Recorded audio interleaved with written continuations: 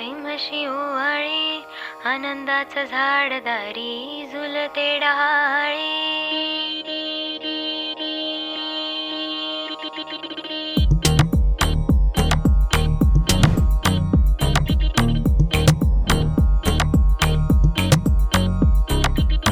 उठण्याच्या आधी तेल लावलं, तेल लावलं, तेल लावलं.